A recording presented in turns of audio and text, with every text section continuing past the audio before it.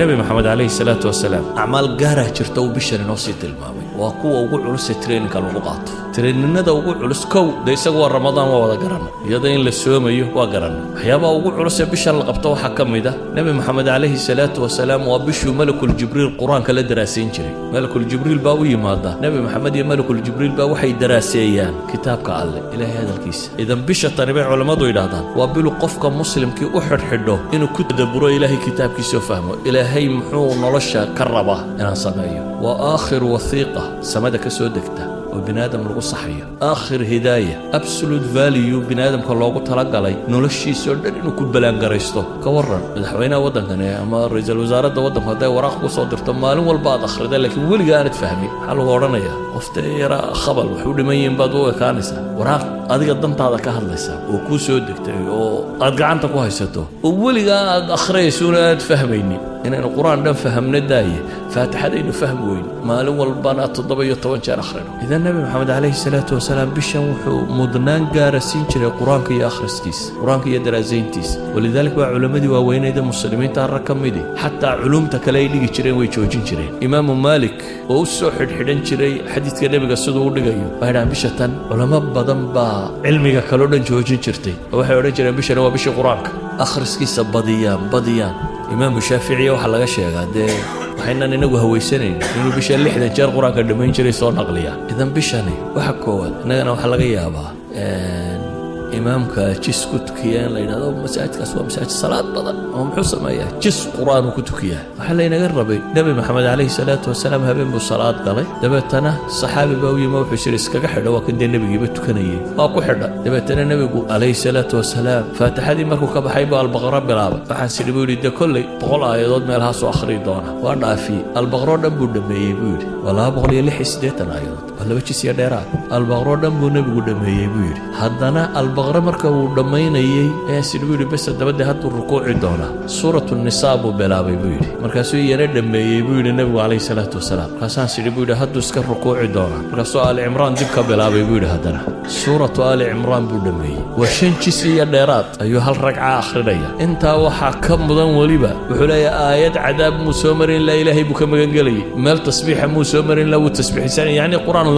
la leeya maahan qur-aan lagu tadabburayo la fahmayo wuxuu sheegaya laga jawaabayo oo aha isagoo salaada ku jira markuu tasbiixaad iyo xamdala soo maro uu tasbiixsanay markuu soo maro cadaab iyo wax la mid ah uu ilaahay ka magangelay markuu nimco iyo janno iyo wax la mid ah soo maro uu rabbigii weydiisanay hal ragco ku tukaday hal ragco ayuu 5 jis iyo dheeraad akhrinaya idan nabigu calayhi salaatu wasalaam ramadaantii u dambaysay 2 jeer buu la dhameeyey qur-aanka daraasadiisii uu la dhameeyey kuma malakul jibriil idan bisha tani waa bilu qofka muslimkii u xidhxidho warbal ilaahay warkiisa fahmarta rabbi waxa uu kuu sheegayo rabbu samaawaati walard ayaa adiga kula hadlaya bidaatik dadka qur-aanka markay akhrinayaan cid kale ka fakaraan cid kale ka fakarin adigunbaa ilaahay la hadlaya qof walba gaarkiisa loola hadlaya waxyaabaha bisha tan uu aadka u qaban jiray nebigu calayhi salaatu wasalaam ummad muslimiinta uu faray waxaa ka mid ah dee qiyaamu leylka taraawiixda salaada badan ee la tukanaya inaad salaadaha badsato waxyaabaha la isfaray waxaa ka mid ah bisha tan aadka loogu dadaalayo oo nebigu samayn jiray atasaduq sadaqaadka inaynu inagu wax cunaabaynu badina inaynu dadka wax cunsiino sidaa awgeed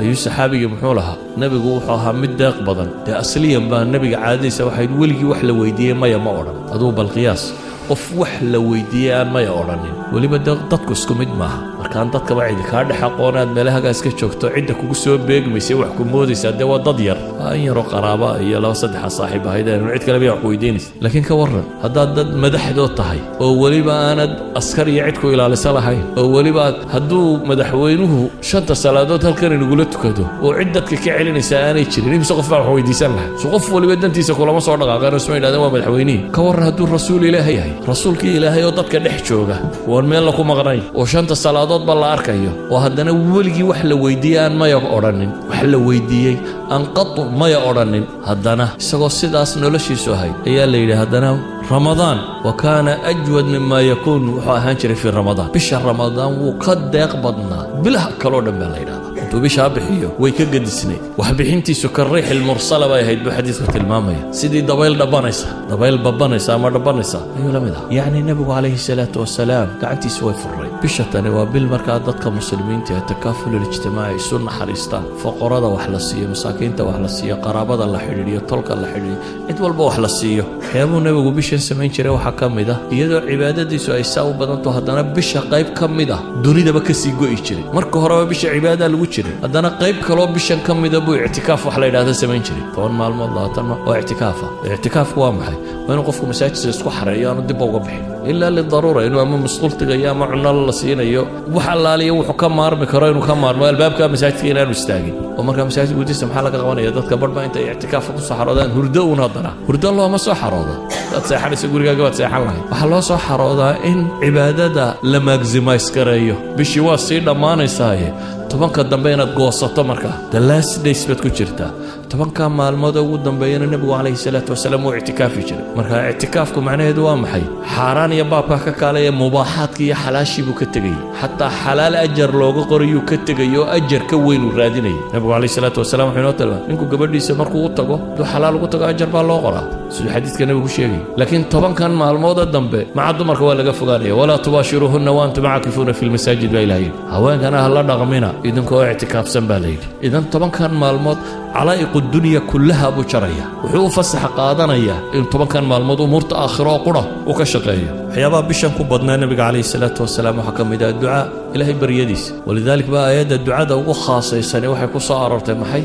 في وسط آيات الصوم وإذا سألك عبادي عني فإني قريب أجيب دعوة الداعي إذا دعان آيات كاسي كدبا ولا تباشرهن وانت آيات قدام بيع اعتكاف كي كور ربيا